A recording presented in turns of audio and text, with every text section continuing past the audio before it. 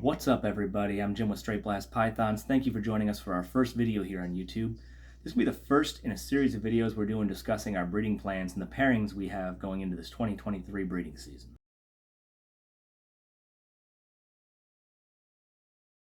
So this is our second season breeding. First season we were focused heavily on visual and het clowns to kind of build up a breeder base of females.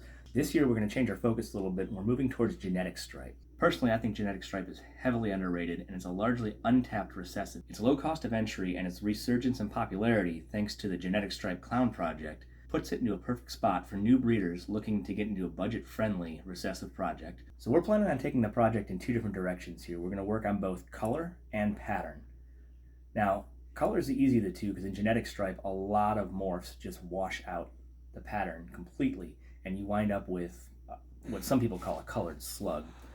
Now, one of the snakes that actually drew me into this project was created by Garrick DeMeyer a couple years back when he did the banana cinnamon Enchi genetic stripe. It's basically road cone orange with a yellow stripe down its back, and that's a project that we plan to reproduce and work on here moving into the future. So one of our two breeder boys moving into this season, his name is Helios. He's a banana cinnamon genetic stripe that we picked up from Ward's World of Reptile Propagation about a year ago, and he just hit breeding size. While we're not going to be able to reproduce that this year, he's going to be a staple moving forward in that project. Our other approach is going to be with pattern. Pattern's a little bit harder to add back into the genetic stripe. So the boy we're going to use to start that project, Striker, we picked up from Black Dahlia Reptiles. He's a yellow belly pastel genetic stripe. He's possible het for VPI Xanthic, but that's not going to really make a difference to our projects that we're going to talk about today.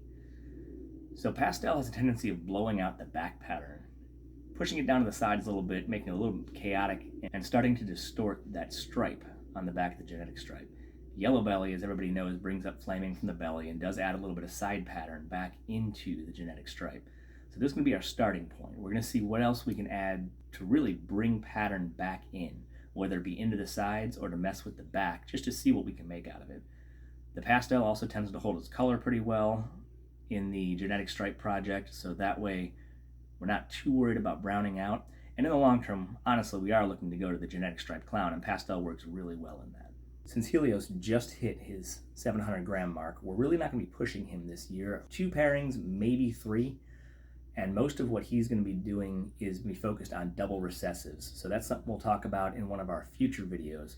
So today, just to knock the elephant out of the room with him, he's going to be paired to one girl. That's Jane. She's our normal. That's it, just a normal, no hets. A lot of people are talking about scaling back their breeding right now. We're pairing this pairing for 2 reasons. One, I do plan to vend some shows in 2023. Him being banana cinnamon should make some babies that are pretty easy to move. Also, I just kind of want to prove him out, make sure that he is a good breeder and we're not going to have any sort of genetic issues with him before pairing him to a more valuable female. So Striker, on the other hand, is going to be our powerhouse male going into this season. Like I said, we're going to be heavy into the genetic stripe. Out of 9 pairings that we're shooting for this year, 7 of them are either directly genetic stripe or there'll be genetic stripe involved in a double recessive. Talking about our color stuff we were going to do earlier, we need to get Enchi into the mix. Like I said, Helios is banana cinnamon, but we need Enchi. And I want to see what we can do to brighten or expand on that road cone orange snake. Striker, again, has pastel and yellow belly in him, so relatively bright colors to begin with in the genetic stripe project. His first pairing is going to go to Valkyrie. She's a Mojave Enchi Fire that we picked up from Chad Holker over at Holker's Herbs about 2 years ago, and she was actually the mother to our first clutch we ever hatched out last season. Being Mojave Enchi Fire, adding in the yellow belly and pastel, we've got a lot of variation in this clutch. Ideally, we're looking for some girls that have the Enchi along with yellow belly and or fire to try to really brighten up the oranges in that snake we're trying to reproduce.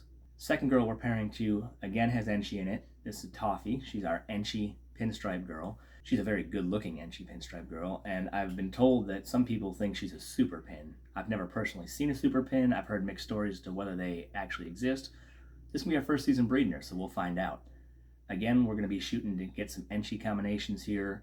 Enchi yellow belly, and although a lot of people don't like pinstripe in the genetic stripe, I kind of want to see what it'll do in the banana cinnamon Enchi combination. Pinstripe tends to have that gold undertone, and I'm wondering what it'll do with an already bright orange snake.